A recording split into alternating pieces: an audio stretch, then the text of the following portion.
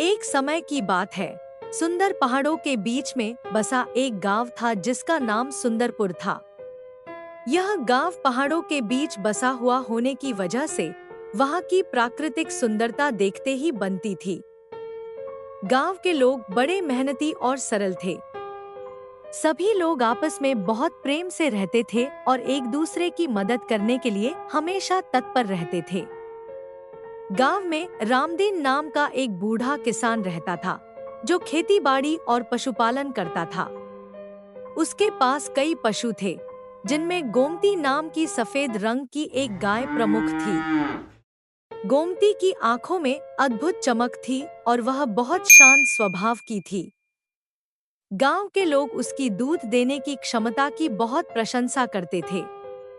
रामदीन के लिए गोमती महत्वपूर्ण थी क्योंकि उसके दूध से वह अपने परिवार का पालन पोषण करता था। रामदीन के पास एक बकरी भी थी जिसका नाम चंचल था। चंचल का स्वभाव उसके नाम की तरह ही था।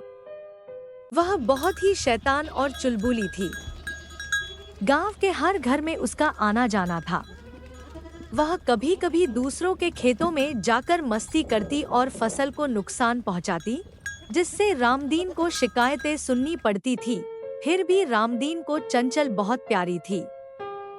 उसके मनमोहक व्यवहार के कारण वह हर किसी का दिल जीत लेती थी। गोमती और चंचल की दोस्ती भी गांव में मशहूर थी। दोनों साथ में खेतों में चरती, तालाब के पास जाकर पानी पीती और दिन भर इधर-उधर घूमती। गोमती चंचल की नटखट हरकतों को देखकर हंसती रहती थी। चंचल भी गोमती के साथ रहकर बहुत खुश रहती थी। गोमती हमेशा चंचल को समझाती रहती थी कि चंचल, हमें कभी दूसरों की फसल को नुकसान नहीं पहुंचाना चाहिए। लेकिन चंचल कहाँ मानने वाली थी। उसकी शरारतें कभी-कभी रामदीन को परेशान कर देती थी। परंतु गोमती का धैर्य और समझदारी चंचल को वापस सही रास्ते पर लाने में मदद करती थी।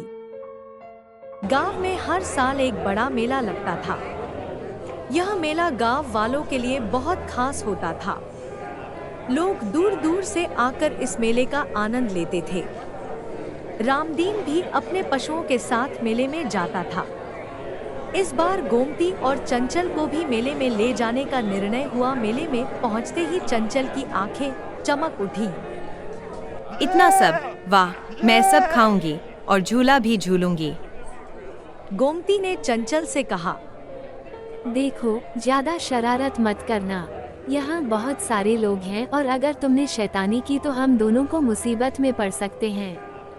अरे, चिंता मत करो, मैं कुछ नहीं करूंगी। क्या अब मैं जाऊं? मेले में घूमते घूमते चंचल ने देखा कि एक जगह बहुत सारे लोग इकट्ठे थे। चंचल को जिज्ञासा हुई कि वहाँ क्या हो रहा है। उसने देखा कि एक जगह पर जादूगर का शो हो रहा है। लोग जादूगर की कला देखकर हैरान हो रहे थे। चंचल ने सोचा कि क्यों ना वहाँ जाकर मजा लिया जाए। चंचल जादूगर के शो में पहुँच गई और वहाँ उसने देखा कि जादूगर एक बड़ा सा डिब्बा लेकर आया है।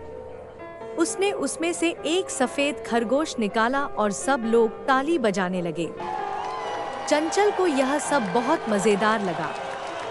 उसने सोचा कि वह भी कुछ शरारत करे।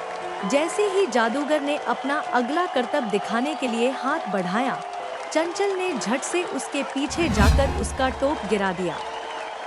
जादूगर को गुस्सा आ गया। उसने कहा, रुक जाओ, बकरी, मैं तुम्हें अभी पकड़ता हूँ। कह जाऊंगी मुझसे बचकर, मैं अभी आया। लेकिन चंचल तो फुर्तीली थी। वह वहां से भाग निकली। अब चंचल इधर-उधर घूमती रही और रास्ता भटक गई। उसने देखा कि वह मेले से बाहर निकल आई है और चारों तरफ जंगल है। इधर मेले में गोमती और रामदीन ने चंचल को ढूंढते ढूंढते बहुत समय बिता दिया। रामदीन को बहुत चिंता हो रही थी कि कहीं चंचल को कोई नुकसान ना पहुंचे। चंचल ने खुद को अकेला पाया। उसे डर लगने लगा कि वह कैसे वापस जाएगी। चारों ओर अंधेरा हो गया था और वह थक चुकी थी। तभी उसकी नजर एक भेड़िए पर पड़ी जो उसकी ओर बढ़ रहा था। और सोच रहा था। वाह, आज तो मजा ही आ गया, खाना खुद ही मेरे पास आ गया है। चंचल को डर के मारे अपनी जान बचाने के लिए भागना पड़ा। भागते भागते चंचल एक पेड़ के नीचे छिप गई। उसे समझ नहीं आ रहा था कि अब क्या करे। वह रोने लगी और उसे गोमती की बातें याद आने लगी। तुम्हें अपनी शरारतों पर नियंत्रण रखना चाहिए, नहीं तो एक दिन मुश्किल में पड़ जाओगी। इधर गोमती भी चंचल को ढूंढते हुए जंगल की ओर बढ़ रही थी।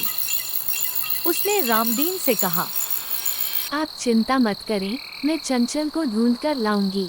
चंचल, चंचल, इधर देखो, इधर आओ जल्दी, हमें घर जाना है।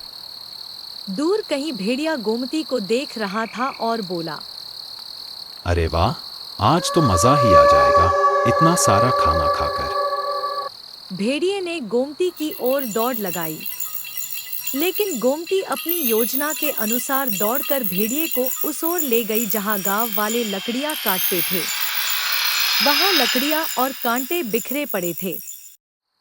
गोमती एक झाड़ी के पीछे जाकर छिप गई और वहां से चंचल को बाहर निकलने का इशारा किया। चंचल ने अपनी समझदारी दिखाई और गोमती की ओर भागी। गोमती ने चंचल को अपने पास खींच लिया और दोनों मिलकर भेड़िए से बचने की योजना बनाने लगी। गोमती ने चंचल से कहा, हम एक दूसरे का सहारा बनकर इस स्थिति से बाहर निकल सकते हैं। तुम मेरी पीठ पर चढ़ जाओ और वहां से हम दोनों मिलकर भेड़िए को डराने की कोशिश करेंगे। चंचल ने गोमती की बात मान ली और उसकी पीठ पर चढ़ गई। अब दोनों ने मिलकर जोर जोर से आवाजें निकालनी शुरू की। भेड़िया उनके अचानक इस व्यवहार से घबरा गया। उसने सोचा कि शायद उसके सामने कोई बड़ा जानवर है जो उसे नुकसान पहुंचा सकता है। भेड़िया डर के मारे वहां से भाग गया। गोमती और चंचल की इस सूझबूझ से उन्हें भेड़िए से छुटकारा मिल गया। चंचल ने गोमती से कहा, धन्यवाद, अगर तुम ना होती तो मैं यहाँ से कभी नहीं निकल पाती। मित्रता का असली अर्थ यही होता है कि मुश्किल समय में हम एक दूसरे का सहारा बने। गोमती और चंचल सुरक्षित गांव की ओर वापस लौटने लगी। रास्ते में चंचल ने गोमती से वादा किया कि वह अब किसी भी तरह की शरारत नहीं करेगी और अपनी हरकतों पर नियंत्रण रखेगी। जब दोनों गांव पहुंची तो रामदीन को बहुत खुशी हुई। उन्होंने गोमती को प्यार से गले लगाया और कहा, तुमने हमारी चंचल को सुरक्षित वापस लाकर मेरी बहुत बड़ी चिंता दूर कर दी।